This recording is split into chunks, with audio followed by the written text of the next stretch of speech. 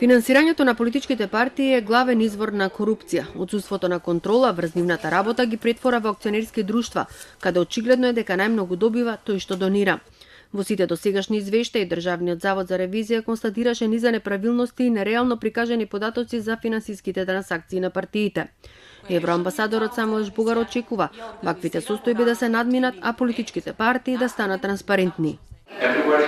Насекаде низ светот, нерегулираното финансирање создава една сива зона која што има влијание врз политиката и интегритетот на јавниот сектор.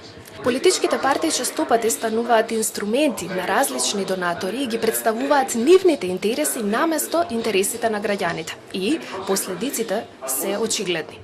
Со измените на Законот за финансирање, политичките партии ќе се финансираат од државни јасли. Наместо досегашните 2 милиони евра, партиите ќе добијат финансиска инекција од буџетот во висина од 5,2 милиони евра.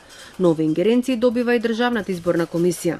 Ние ќе бидеме задолжени согласно најновите измени на Законот за финансирање на политички партии да постапуваме веќе во наредниот изборен циклус, а тоа значи да го направиме потранспарентен процесот на доставување на извештаите да бидат составени од веродостојни податоци како што налага законот, се со цел да се надминат сите сомнежи околу финансирањето на политичките партии.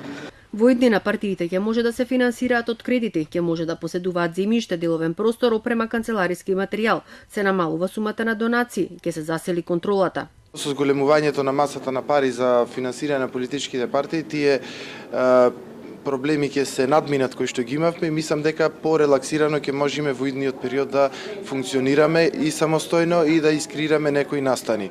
Собранискиот спикер Талат Џафери најави дека собранието во иднина ќе засили надзорната функција врз Државниот завод за ревизија, кој ќе мора да поднесува годишен извештај за преземените дејствија.